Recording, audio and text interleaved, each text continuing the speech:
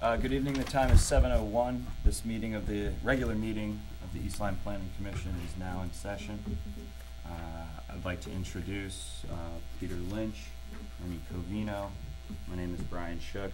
On my left is Joan Bankston and Brenda Henderson. Thank you. Welcome, Brenda. We have a vacancy this evening, so I'd like to seat our alternate, and I think I'd choose Anthony to come up and join the party. What's his name? Anthony Arias? Arias. No, not again. Please join me for the Pledge of Allegiance. I should have done that. You did it on purpose. I pledge allegiance to the flag of the United States of America, to the republic which stands, one nation, under God, indivisible, with liberty and justice for all.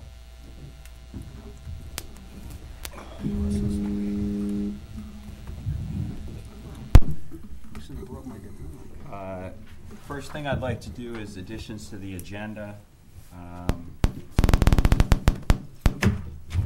Static. Here with us this evening is Art Carlson, our chairman of the Natural Resources Commission. Mr. Gaishel and other commission members, is there any objection to adding Mr. Carlson to our agenda? Just after public delegations, we'll do it before our approval of minutes. Is there anybody here tonight that we're going to be delaying? Should we put Art to the front? Yeah, I was wondering if that was a good idea when we find that out first. Yes. Yep.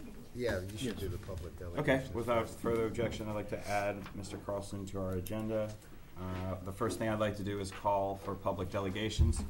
Public delegations is a time when members of the public are invited to speak to the commission about certain matters, issues or concerns related to approved subdivisions under construction, and in-house proposals or general topics of discussion are open to comment. Items, referrals, or applications subject to a decision by the commission, a public hearing, or in litigation may not be discussed. The members of the commission will not directly answer questions or make comment during delegations. Under public delegations, is anyone here to speak to the commission this evening? Going twice. Very well. Let's bring up Mr. Carlson.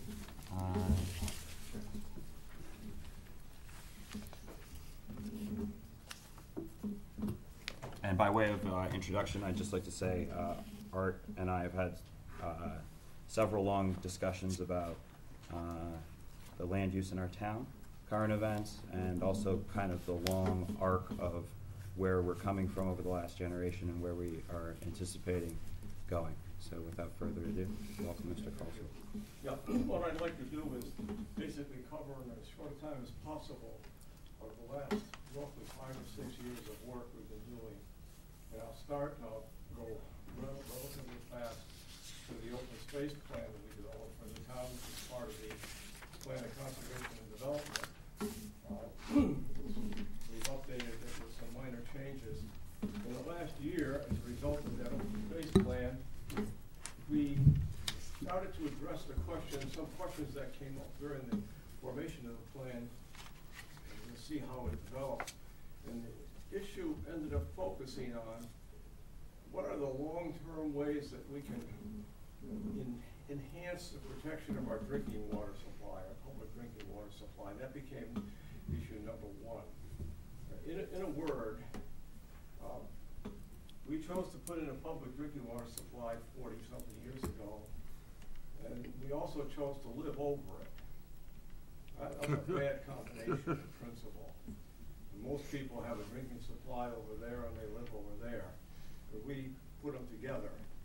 And so we looked at this as a result of the open space plan and said, is there anything else that we could or should do to do as much as possible to protect this resource? Because without that, we don't have a lot. I mean, that is critical to our livelihood. So let me go over with the plan.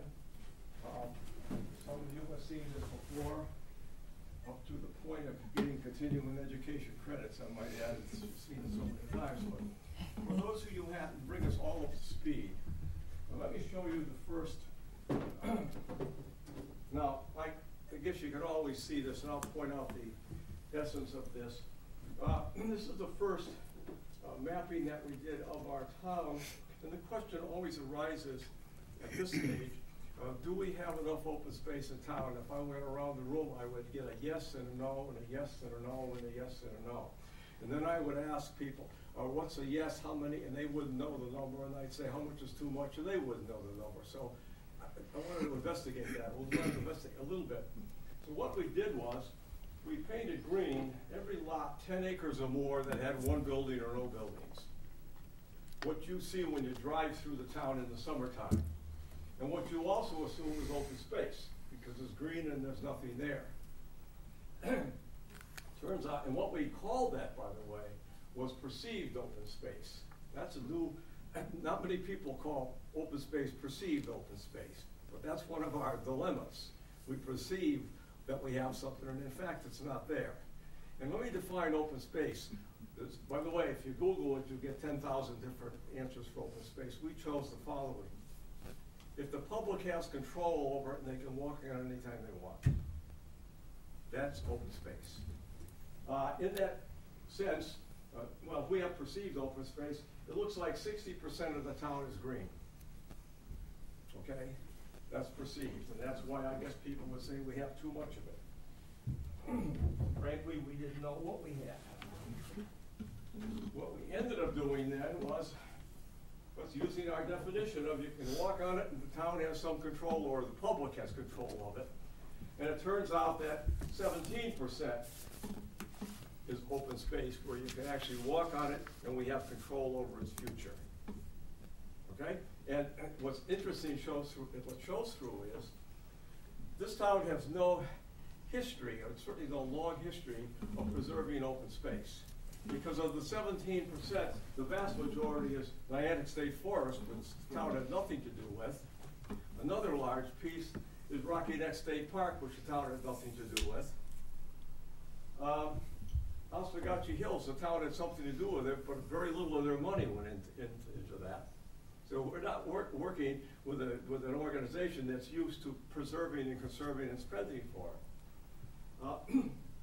This big salmon-colored unit, roughly 1,800 acres, that's the Yale property. It's not public space, it's private. They could sell it. This is the Stones Ranch, and it extends into Old Lyme. This is the state property at the prison, Bride Lake, and that's Camp Niantic.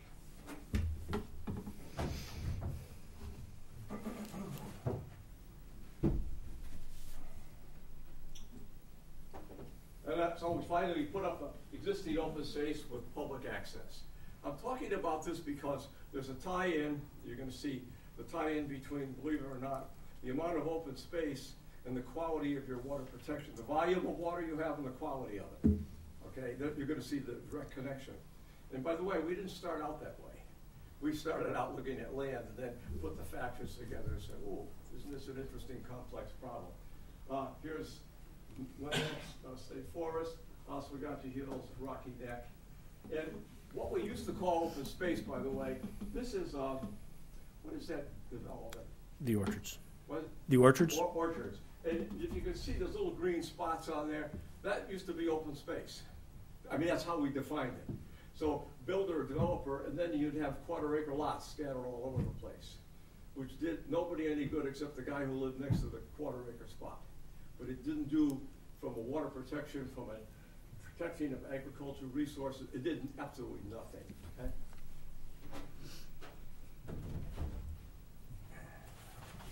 As we further developed our ideas, and by the way, this was really a developmental process. Nobody went into this knowing all these final answers. They all came out. And I wanted to make it very, very clear that everything we do is science-based. It's not anecdotally based.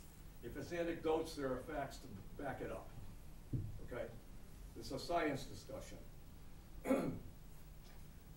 In this town, and because we started to think about water protection, or water early on, we wanted to plot out the major watersheds and aquifers. And we make a definition here.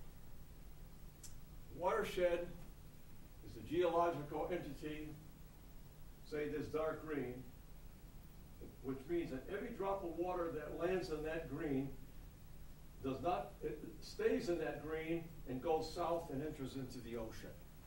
Every drop of water that lands in this dark blue stays in that dark blue until it runs out into the ocean. What lands in the blue never gets into the green and vice versa. That's a watershed. The biggest watershed in the United States takes half the United States and starts at the top and comes all out through New Orleans. There's a big watershed, the Connecticut River one, starts at the Canadian border.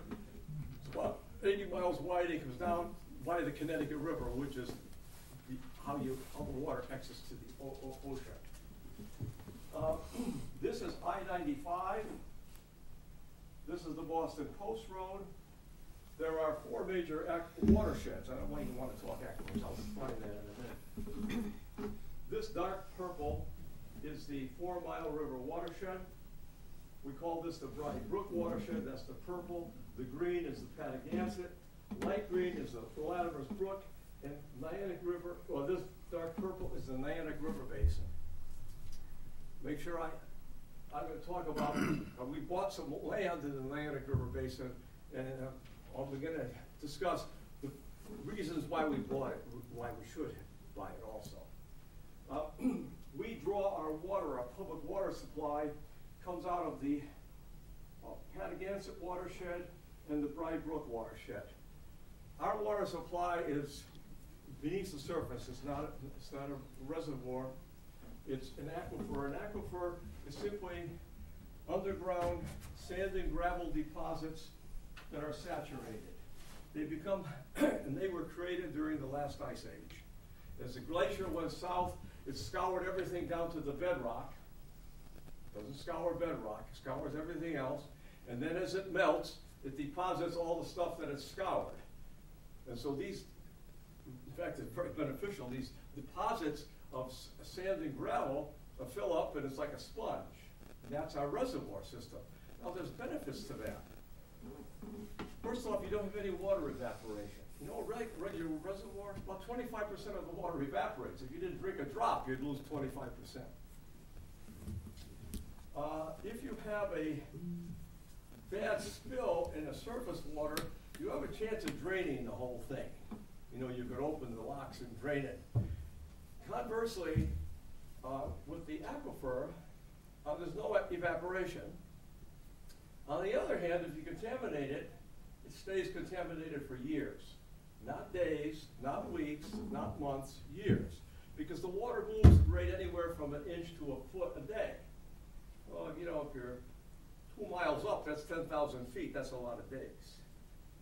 And even then, that's only depending on the flow. It takes years. There's any number of aquifers that have been contaminated in the state of Connecticut. 30 years later, they're still not useful. So we really have a dicey game we're trying to play here. By the way, I talked with people who were in town and active with decision making at that time, and they had, at least the one I talked with, said they had absolutely no idea of long-term protection of the supply. You know, at that time there were 6,000 people who lived here and it was all woods. Who would have known? Who would have known? Who would have known at that time that a gallon of gasoline can contaminate a million gallons of water? Or a gallon of benzene can contaminate a billion gallons of water? Well, we know that now, so all of a sudden, this new science gets pretty scary. During the process of the study, we spent a lot of time defining what we mean by open space, because it means different things to different people. We didn't want to have 100 issues, we didn't want to have one. We settled on what's called these 8, which seem to have stood the test of time. And we rank ordered these in order of importance for the town. It's an absolute incontroversial fact that forests and woodlands and fields deliver the cleanest water you can get. It falls from the sky, a lot of bacteria up there, by the way, drags it down, it cleans, and you drink the water out of the forest stream, right? Everybody does that.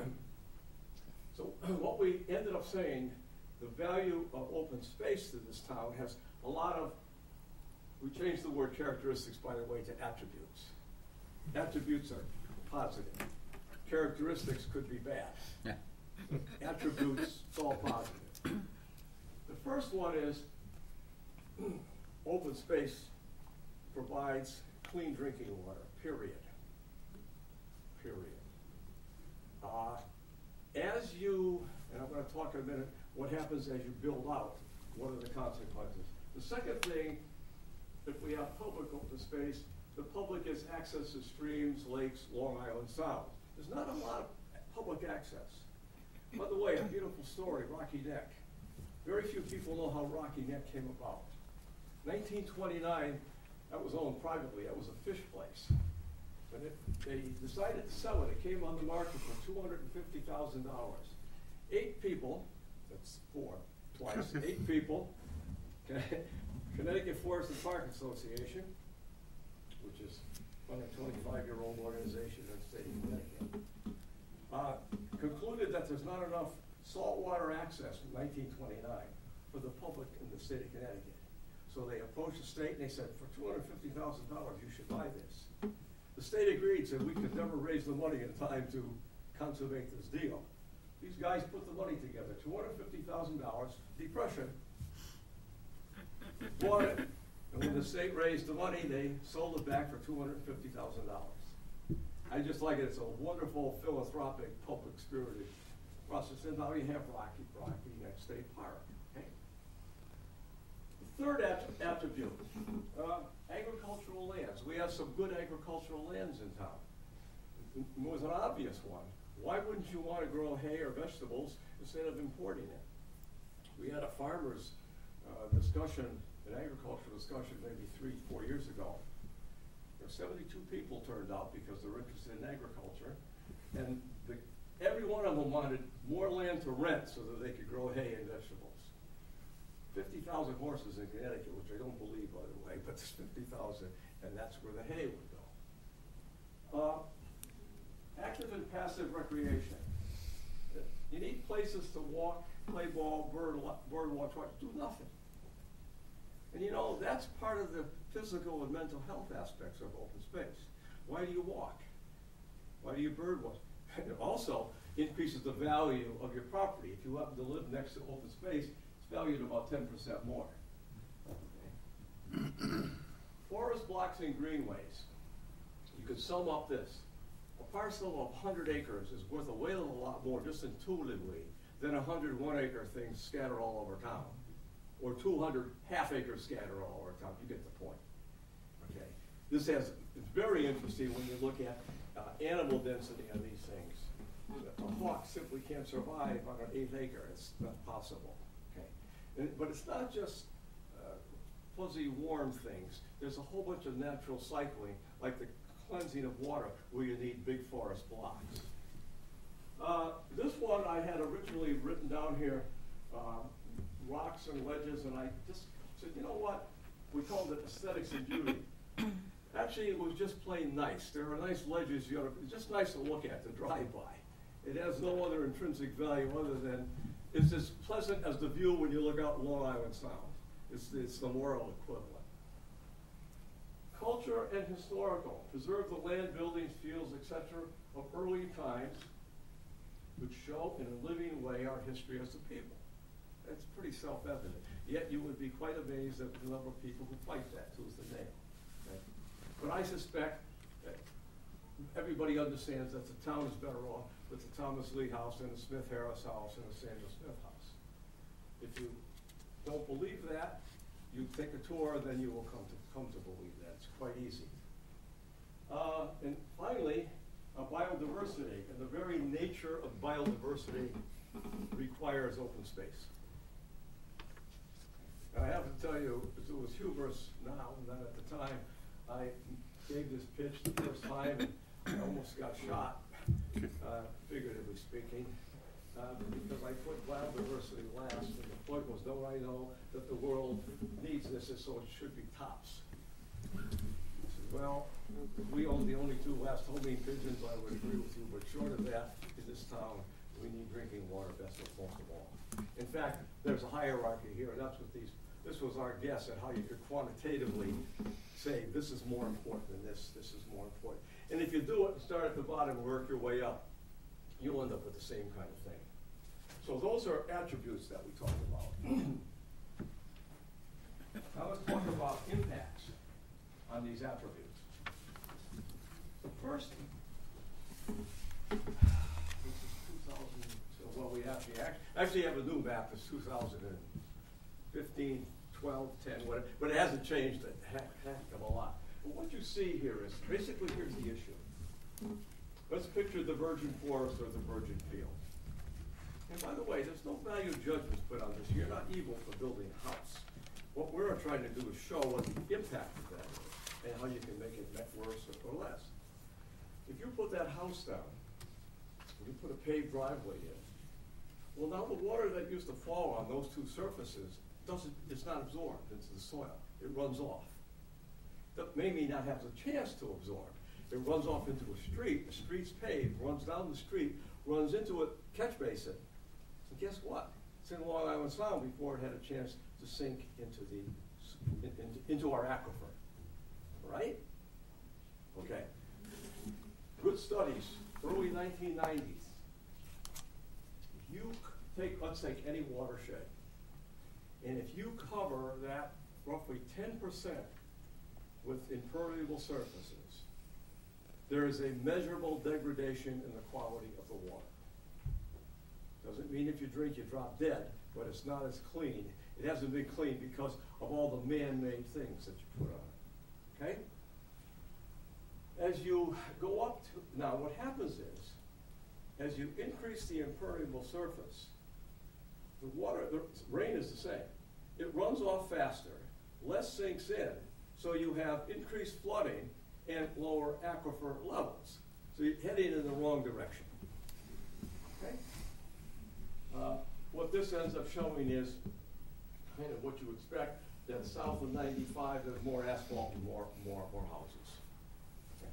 But we still want to keep that in mind. What we ended up next was saying, now what could we do? What kind of open space should we preserve? What we ended up doing, this was the criteria. We want to get as big pieces as possible, stick them together to make as big forest block as possible, and concentrate, if we could, in the watersheds when we drink the water out of. That was not too complicated. And we, in fact, did this. And the yellow on here, the 65 pieces of open space, which would end up increasing the total open space by a factor of 2. You don't do this all in the first year, but this is what we're suggesting, and this is what's in the plan to work on this thing. And we'll talk about the economics of that in a minute. What I want you to notice here is, here's the Yale property, here's the state forest, and you see all these houses in here, see all those roads all over the place. Well, the next picture I'll show you the watershed of that, and you'll be able to see the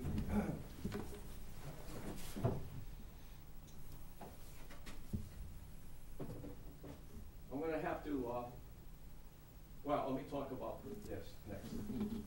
This is Patagonia Lake. Once again, this is the Yale property. And can you see these fingers of tan? Can you see that? Can you see that? Mm-hmm. That's the aquifer. That's the sponge. It's about 40 to 60 feet deep. So that says the bedrock is 40 to 60 feet away. When the glacier went through, it carved it all out, and then as it receded, all the sand is gravel. That's why there's very little soil on the top of a ridge, because what dropped out when it rained, it ran down the hills and into the valleys. So this is our water supply system, actually. This is what we drink out of. This is our water supply system here. Okay? That's it. Now, ideally, there would be no roads going over that. There will be no buildings. There will be no impervious surfaces. But that's not the lot we've got. So now we're looking at, what can we do about that? There's a couple of others which I don't have to show you because they don't add anything to the discussion. Let me get right into the water part now. One of the things, well, we can't get rid of the houses and the roads. That's not obviously a sensible approach. So the approach was, what in the world could we possibly do? Well, let me preface that by saying we can't, what's the chemical challenge we face? Well, I just copied this happened out of the paper a couple of days ago. Prior to, this was in the New York Times, for regulatory purposes, the existing law divides chemicals into two groups. Existing before 1970, 60,000 chemicals are out there. We don't have to try to say what they are, 60,000. Since 1978, they've added another 20,000. So we've got about 100,000 roughly chemicals that Lord knows where they could be. That's our threat. Okay? Now, it wouldn't be a threat if we owned all the watershed and there was nothing in there, because then only rain falls in it. But our threat is roads. For example, we have I-95 going down, and there's a tanker with 5,000 gallons of diesel fuel. Well, remember the accident we had about 6-7 years ago? Well, it happened in a very fortuitous place from the point of view of it ended up in the Atlantic River, which we don't drink, which flushes easily. It ended up, pointing to the sky. Show you something here.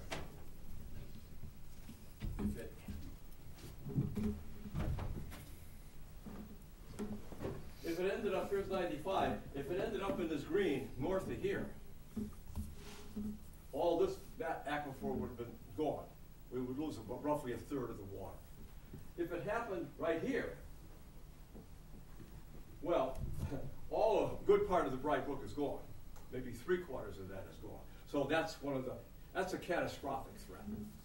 And just, Art, if I can Yes. interrupt you Sure. here, with respect to the town wells, our town wells are situated on the southern end of the Broad Brook and Patagonia For watersheds. example, they're south, both of them are south of 95. Okay, but we were concentrating on the bulk of where's the water storage. If the well's in the business, you move it north, but you move it into a smaller volume of water.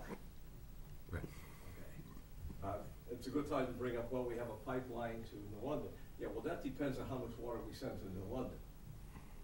So if you don't have the capacity, then you can't send it, so you can't get it back. So we're talking about really a critical thing here. So we said, there's a lot of chemicals out there. What in the world might we do? Well, now you've heard that, well, I've heard everybody, we have what are so-called aquifer protection zones. And let me show you, basically, here's the difference between what we think is correct and what the people who call it, who are using the aquifer protection zone concept. That's a concept that came, as I understand it, after being battered around in the legislature for a number of years. And what resulted was not protection of all the water in the watershed, which is, to me, the logical way you have to do it, because every drop of water that falls in here runs right into the aquifer. They draw a circle around various parts of the aquifer, and they define it thusly. No rain for 6 months, and we're going to draw 1 million gallons a day. What volume do we need? Okay? And you get a volume. When I looked at the results, and I said, that's interesting. What do you say about the quality? Well, it has nothing to do with the quality. It's, you got the volume. Okay? And then we have a set of rules. You can't build a steel mill next to it and other things. Well, if this happens to be the aquifer protection zone, which is calculated very exactly, and you have rules that protect what you do in there, but you don't have rules which can protect come up here, it doesn't make any difference. You know, it's like having a fort with the back door open. You know, it just doesn't work. So we said that's not a real viable way for long-term protection. As we looked further, we looked at water quality reports, the town measures. Everybody's doing their job, by the way. This is not a question of anybody's laxity. It's nothing to do with that. Nobody's cheating, nobody's lax. This is more a question of, have we got the right kind of plan in place so that we maximize the protection? If you look at we looked at the 2010 sampling results and the 2014 sampling results, and you don't have to sample the 80,000 chemicals, by the way, for those 80,000 chemicals. Impossible task, right? You have to pick a few that you can get at. Nitrates, fluoride, the turbidity, copper, chloride, sulfate, the eldred, and sodium. Those are the ones you have to concentrate on. And everything's pretty low except sodium, and that comes from road salt. I said, oh my goodness. You know what that means? Everything that hits the road gets into our drinking supply. Because we put the salt on the road, and we put that all over the place. Supposing you put something on your lawn, and it rains, that goes into the road. Holy mackerel. We have a network of flushing everything we put on the surface, either knowingly or unknowingly, flushing it into our system. In fact, in 2010, average was sodium was 16 to 18, 19 to 20 parts per million. And up in 2014, it's increased, 25% increase. Now, I don't know if that's a seasonal thing or not from year to year, but the point is, which is what stuck with us, oh my goodness, we have all this water running off all these watersheds down these hills, carrying everything that we put on